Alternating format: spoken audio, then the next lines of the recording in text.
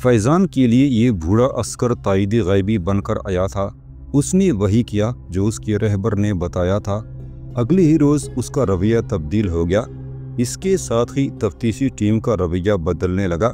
2 माह तक वो लोग फैज़ान का जायज़ा लेते रहे, लेकिन उसने अपनी किसी हरकत से उन्हें शक में मुब्तला नहीं होने दिया। 2 माह बाद पुलचरखी जेल से खात के हेडक्वार्टर में ये पैगाम पहुंचा दिया गया कि फैज़ान ओगलो राह रास्त पर आ गया है। इस पैगाम के दूसरे ही रोज़ जेल के एक अलग थलग कमरे में उसकी मुलाकात जगड़न उर खान से हुई। खात के मेजर उर खान ने उससे पेशकश की थी कि अगर वो फ़ौज में भर्ती होकर मुजाहिदीन के खिलाफ जंग के लिए तैयार हो जाए तो उसकी छीनी हुई खुशियाँ वापस लौटा दी जाएंगी। बसूरत दीगर इस जेल से रात के अंधेरे में उसकी लाश बाहर निकलेगी और उसे दरिए काबुल में दरिया बुर्द कर दिया जाएगा। फैज़ान जानता था कि जगड़न उर खान जो कह रहा है वो खाली खूली धमकी नहीं, वाकई मुशावरों की आमद के बाद से हुकूमत का इनकलाब के बारे में रवैया बहुत सख्त हो गया था। और ये बात भी काबुल के गली कूचों में आम तौर पर कही और सुनी जाने लगी थी कि एक मर्तबा पुलचरखी जाकर जिंदा वापस लौट आना मौजे से कम वाली बात नहीं। काबुल के अक्सर बाशिंदों ने रात के अंधेरे में कर्फ्यू के औकात में उस जेल से पुरइसरार ट्रक बरामद होते और उन्हें दरिया काबुल पर पहुंचकर अपना बोझ गिराते देखा था। लोग जानते थे कि इन ट्रकों में उन बेबस, बेगुनाह, मजलूम और गयूर अफगानों की लाशें जाती हैं जो तशद्दुद की ताब न लाकर अपनी जान जानी अफरीन को सौंप देते हैं, लेकिन अपनी गैरत का सौदा नहीं करते। फैज़ान ओगलो बेगैरत नहीं था, लेकिन पुलचरखी जेल से निकलने का सिवाय इसके और कोई तरीक़ाकार नहीं था कि वो जज्बात के बजाय अक्ल इस्तेमाल करता, और उसने ऐसा ही किया।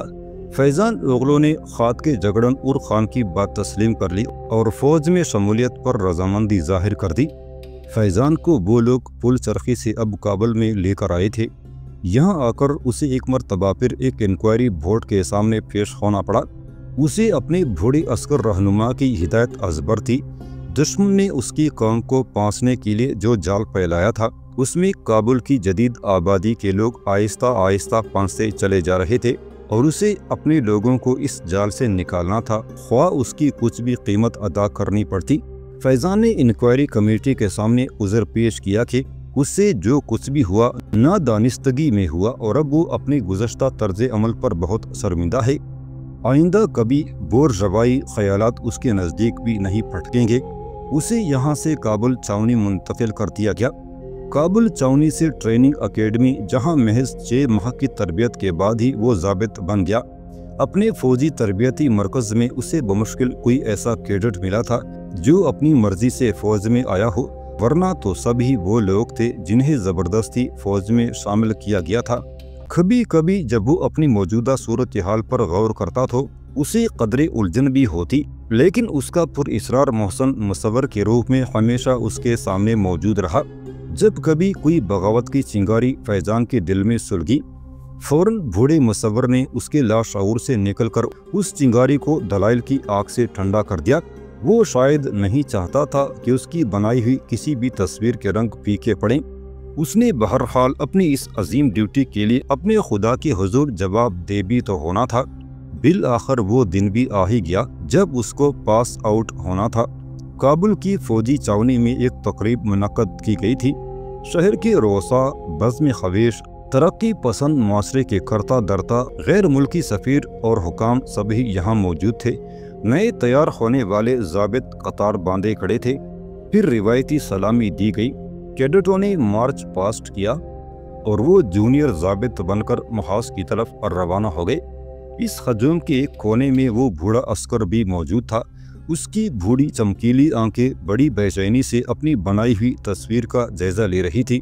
कहीं कोई रंग फीका तो नहीं पड़ गया? बार बार यही सवाल वो खुद से कर रहा था। फिर जब उसने फैज़ान ओगलो को वर्दी पहने अपने सामने मौजूद चबूतरे के नज़दीक से सलामी देकर गुजरते देखा तो एक फीकी सी मुस्कुराहट उसके होंठों से चिपक गई। खुदाया, अपने इस कमज़ोर बंदे को इतनी ताकत नसीब कर कि ये अपने अजीम मिशन को पूरा कर सके। एक दुआ उसके दिल से फैज़ान के लिए निकली और वो हजूम से चुपचाप बाहर निकल आया।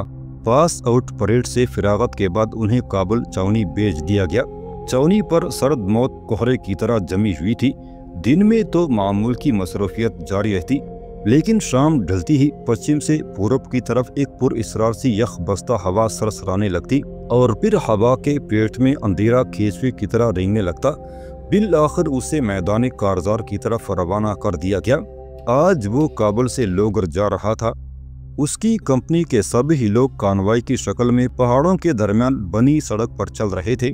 रास्ता साफ करने के लिए सड़क से मुल्हिका पहाड़ियों पर पहले ही से मोर्चाबंदी कर ली गई थी ताकि मुजाहिदीन अचानक हमला न कर सकें। कानवाई की हिफाजत के लिए 2 हेलीकॉप्टर भी उनके आगे आगे उड़ रहे थे। फैजान जीप की अगली सीट पर बैठा था। उसकी जीप एक ढलती उम्र का बर्फ जैसा मुंजमद चेहरे वाला अफगानी अस्कर चला रहा था। उसकी नजरें विंड स्क्रीन के सामने वाले रास्ते पर जमी थीं।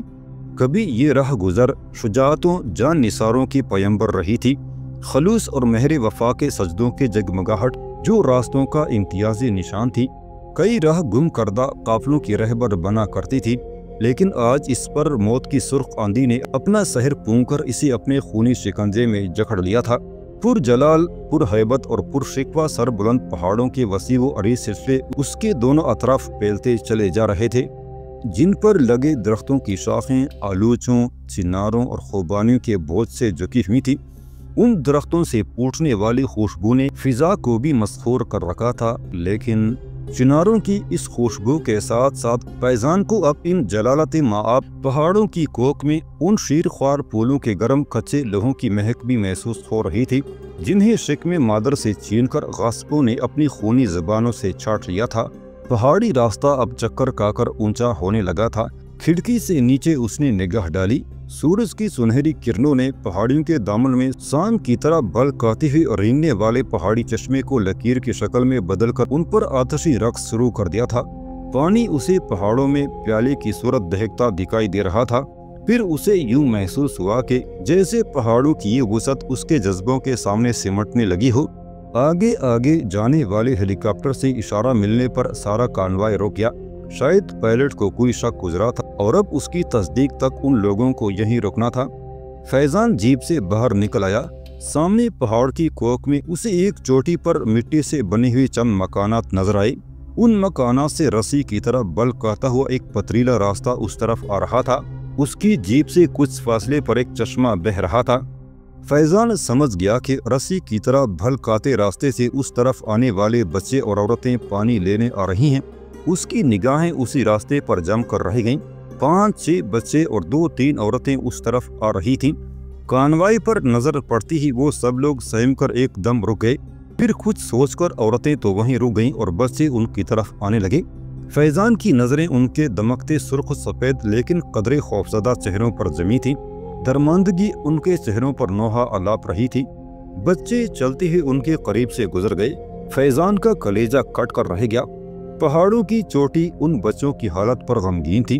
बच्चों ने चुपचाप अपने बर्तन पानी से भरे और पत्थरों पर मजबूत कदम धरते जिस रास्ते से आए थे उसी रास्ते पर वापस लौट गए। कानवाई को चलने का इशारा मिल गया था। सूरज, जिसने सहमकर अपना मुंह आसमान में छुपा रखा था, उन बच्चों के जज्बे हुर्रियत को सलाम करने आसमान की ओर से बाहर निकल आया था। कानवाई एक मरतबा फिर बल खाती संगलाख सड़क पर रेंगने लगा। सूरज ने खुद नंगा होकर पहाड़ों के हुस्न को 4 चांद लगा दिए थे। चढ़ाई के बाद अब वो उतराई की तरफ गामजान था। रास्ता बड़ा पेचीदा और टेढ़ा मेढ़ा था, लेकिन कानवाई बड़े इत्मीनान से कचरे की चाल उस राह गुजर पर रेंगता हुआ लोगर की तरफ बढ़ रहा था। कानवाई के साथ सफर करता हुआ फैजान बिल आखिर लोगर छावनी में दाखिल हो गया। लोगर में उनका क़याम 2 माह तक रहा। फिर उन्हें हवाई जहाज़ों के जरिए खोस्त रवाना कर दिया गया। खोस्त विलायत पख्तिया की छावनी थी जिसे 2 साल से मुजाहिदीन ने घेरे में ले रखा था। खोस्त पहुंचने पर एक सर्द चेहरे और बींचे हुई जबड़ों वाले रूसी कर्नल ने उनका खैर मकदम किया। रात को ऑफिसर मेस में उन्हें मामूल के मुताबिक अफगान मुजाहिदीन के खिलाफ प्रोपेगेंडा मकासद के लिए बनाई जाने वाली फिल्में दिखाई गईं। उन फिल्मों में मुजाहिदीन को वेश्यों और दरिंदों के रूप में दिखाया गया था और ये साबित किया गया था ये वेश्यों का टोला गैर मुल्की ताकतों के इशारे पर अजीब इनकलाब को सबोताश करने की कोशिश में मसरूफ है। अगले रोज दरबार आम में एक अफगान कर्नल ने उनसे खिताब किया। मुजाहिदीन के खिलाफ बड़ी धुआंधार तकरीर करने के बाद उसने पाकिस्तान, चीन, अमेरिका और दुनिया के बहुत से दूसरे ममालिक को गालियां देते हुए असाकर को बताया कि ये ममालिक अफगानिस्तान को पलता फूलता देखना नहीं चाहते और मुजाहिदीन उनके इशारों पर उनके खिलाफ सरगर्म अमल हैं। उसी दरबार में उसे बताया गया कि यहाँ से 10-15 मील के फासले पर मुजाहिदीन का मजबूत तरीन मरकज जावर मौजूद है। उस मरकज से विलायत पख्तिया और काबुल तक मुजाहिदीन का राब्ता है। गजनी, लघमान और नज़दीकी तमाम विलायतों में सरगर्म जिहाद मुजाहिदीन के लिए जावर सप्लाई मरकज की हैसियत रखता है। इन लोगों ने उस मरकज को तबाह करके मुजाहिदीन की कमर तोड़ने का मंसूबा बनाया था। इसके लिए बड़ा ज़बरदस्त मंसूबा तैयार किया गया था। अफगान फौज ने अपने कमांडोज को मुजाहिदीन के मोर्चों के गिर्द फैली ऊंची पहाड़ियों पर उतारना था। इसके लिए पहले अफगान फिजाइया और भारी तोपखाने के जरिए तबाहकुन बमबारी का प्रोग्राम बनाया गया था ताकि मुजाहिदीन के मोर्चे तबाह किए जा सकें। कमांडोज के उतरने के साथ ही पैदल फौज ने खोज से जावर की तरफ एडवांस करना था। जावर मरकज पर काबिज होकर उसे तबाह करना और यहाँ अपनी मोर्चा बंदियाँ कायम करनी थी ताकि मुस्तकबिल में हमेशा के लिए इस खतरे से निजात हासिल कर ली जाए। हिफाजती इक़दामात के पेश नज़र अभी असाकर को हमले की हतमी तारीख से आगाह नहीं किया गया था, क्योंकि रूसी और अफगान हुकाम जानते थे कि उनमें मुजाहिदीन के बहुत से जासूस मौजूद हैं। अगर ना भी हों तो कोई अस्कर अपनी जान हथेली पर रखकर यहाँ से निकलेगा और मुजाहिदीन तक हमले की इत्तला पहुँचा आएगा। ऐसा तजर्बा उन्हें इससे पहले भी कई मरतबा हो चुका था। इसके बावजूद फैजान जानता था कि अगले हफ्ते में किसी भी वक्त ये हमला मुतवक्के है। उसका जी चाहता था कि पर लगाकर उड़ जाए और जावर में मुजाहिदीन तक ये इत्तला पहुंचा आए। अगली रात जब वो मेस से निकलकर अपने कमरे की तरफ जा रहा था तो अचानक ही एक तेज रफ्तार जीप को उसने अपनी तरफ आते देखा। हेडलाइट्स रोशन थी और जीप का ड्राइवर उसे इंतहाई रफ्तार से चिल्लाता हुआ उस तरफ ला रहा था। फैजान के नजदीक पहुंचकर उसके ब्रेक जोरदार आवाज से चरचराए और जीप रुक गई। अगली सीट पर एक रूसी मेजर बैठा था। जीप का ड्राइवर भी रूसी फौजी था। पिछली नशिश पर उन लोगों ने एक अस्कर को 2 अफगान फौजियों की गिरफ्त में बिठाया हुआ था। उस अस्कर के हाथ पीछे की तरफ बंधे थे और आंखों पर पट्टी बंधी हुई थी। जाबित फैजान ओगलो थम गया। ये उसकी यूनिट का अस्कर था। मेजर उतरकर बाहर आ गया। उसके कंधों पर नजर पड़ती ही फैजान की दोनों एड़ियां बज उठी। अपनी कंपनी को फॉल इन कर लो, रूसी मेजर ने उसे हुक्म दिया। जाबित फैजान ओगलो ने दोबारा एड़ियां बजाईं और वापस बैरकों की तरफ घूम गया। बमुश्किल 5 मिनट बाद ही उसकी कंपनी के जवान वहां फॉल इन थे। 5 अस्कर गिनती में कम थे। कहाँ गए ये लोग? मेजर ने दुरुस्त लहजे में जाबित फैजान ओगलो से पूछा। ये मेरी ड्यूटी नहीं कि इनकी मसरूफियत का पता लगाता फिरूं। फैजान के जबत का यारा ख़त्म होता जा रहा था। शट अप, रूसी मेजर गुर्राया, ये लोग फरार हो चुके हैं। उसने गला फाड़ते हुए फैजान को मुखातब किया। ये भी उनका साथी था। उसने गिरफ्तार शुदा की तरफ इशारा किया, जिसे अब उसके हुक्म पर जीप से बाहर लाकर खड़ा कर दिया गया था। जीप के यहाँ पहुँचते ही रूसी फौजियों का एक सेक्शन अपनी बैरक से निकलकर वहाँ उस यूनिट के साथ ही आकर फॉल इन हो गया था। रूसी मेजर ने उनकी तरफ देखा। उनका इशारा समझकर 2 रूसी फौजी उसके नजदीक आकर खड़े हो गए। इसकी आंखों से पट्टी हटाओ, उसने हुक्म दिया। अस्कर की आंखों से पट्टी उतार दी गई। खौफ से अस्कर का चेहरा पीला पड़ गया था। किस रास्ते से गए हैं वो लोग? उसने बड़ी शुस्ता फारसी में अस्कर को मुखातब किया। कौन लोग? फैजान ने महसूस किया जैसे अचानक ही अस्कर की आंखों में जिंदगी वापस लौट आई हो। बताओ इसे, उसने दोनों रूसी फौजियों को मुखातब किया। दोनों ने एक साथ जोरदार ठोकरें उसकी पसलियों में रसीद कर लीं। अस्कर दर्द की शिद्दत से बिलबिला उठा, लेकिन उसने अपनी जुबान न खोली। दोनों रूसी उसे वेश्यों की तरह दीवाना वार पीटने लगे। अब मेजर भी उनके साथ शामिल हो गया था। 10 मिनट बाद ही अस्कर करीबन नीम जान होकर गिर पड़ा, लेकिन उसने अपने साथियों के फरार के रास्ते का इंकिशाफ न किया। नीम बेहोश गयूर अफगान पर झुककर रूसी मेजर ने उसके बाल अपनी मुट्ठी में जकड़ लिए। उसके बालों को जोरदार झटके देती हुई मेजर ने मुतादद मर्तबा अपना सवाल दोहराया। आखिरी मर्तबा अस्कर ने जोर से उसके मुंह पर थूक दिया।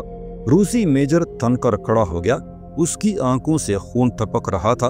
अपने दाएं हाथ खड़े रूसी फौजी से उसने क्लाशनकोफ पकड़ ली और दूसरे ही लम्हे वो गालियां बकता हुआ दीवानावार गयूर अफगान पर गोलियां चला रहा था। पूरी मैगजीन उसने अफगान ज़ादे पर खाली कर दी। अफगान फौजियों की यूनिट पर मौत की तरह बेरहम सकूत तारी था। गम और गुस्से से उनकी हालत गैर हो रही, लेकिन वो जानते थे कि कोई भी गैर एहतियाती कदम उनको भी इस अंजाम से दो चार कर सकता है। अबाउट टर्न के हुक्म पर पूरी कंपनी अपने पांव पर घूम गई। उन्हें बैरक में वापस जाने का हुक्म मिल चुका था। रूसी सेक्शन अभी तक वहां मौजूद था। अफगानों के वापस जाते ही उन्होंने मुर्दा अस्कर की लाश को पांव से पकड़कर घसीटना शुरू कर दिया। लाश की बेहुरमती करते वो उसी तरह उसे किले के दरवाजे तक ले आए, फिर बाहर कूड़ा करकट में फेंक दिया। ये यहाँ का मामूल था। किसी भी भगोड़े अस्कर को गिरफ्तारी पर इसी अंजाम से दो चार होना पड़ता था। अफगान फौज में फरार होने की कम से कम सजा मौत थी। मेस की तरफ वापस लौटते ही उसने बड़ी मुश्किल से अपनी दिली जज्बात पर काबू पाया। उसका जी चाहता था कि किले की चोटी पर नस्ब तमाम मशीन गनों का रुख इन रूसी सिपाहियों की बैरक की तरफ मोड़ दे, लेकिन अभी उसे मसलहतन खामोशी अख्तियार करना थी। वो नहीं चाहता था कि इस बदकिस्मत अफगान अस्कर की तरह वो भी इसी बेबसी की मौत से दो चार हो। बूढ़ी मुसव्वर ने उसे जिंदगी के जिस असलूब से आगाह किया था, वो रास्ता ही दरअसल इसी अपनी मंजिल की तरफ ले जा सकता था। भोजल कदमों से चलता वो अपने कमरे तक आया और बेदम सा होकर चारपाई पर गिर पड़ा। उसने अपनी वर्दी तब्दील करने का तकल्लुफ भी नहीं किया था। दरवाजे को उसने अंदर से कुंडी लगा दी और लोहे की चारपाई पर दीवार से टेक लगाकर लेट रहा। उसकी हजार कोशिशों पर भी दम तोड़ते अफगान अस्कर का लहू लुहान चेहरा और रूसी मेजर की भेड़ियों की तरह देखती आंखें उसके सामने से अलग नहीं हो रही थीं। वो चाहता था कि आज के हादसे को बुला दे, लेकिन जब कभी वो अपनी सोचों का धारा किसी और सिमत मोड़ने की कोशिश करता, शहीद अफगान अस्कर की लाश अचानक ही उसकी आंखों के सामने आकर तड़पने लगती। कई सवाल उसके चेहरे पर जन्म लेते और फैजान की तरफ जवाब के तालिब होते, लेकिन फैजान के पास शहीद की इन सवालों का कोई जवाब नहीं था और आखिर किसी न किसी तरह उसे ऊँग सी आ गई।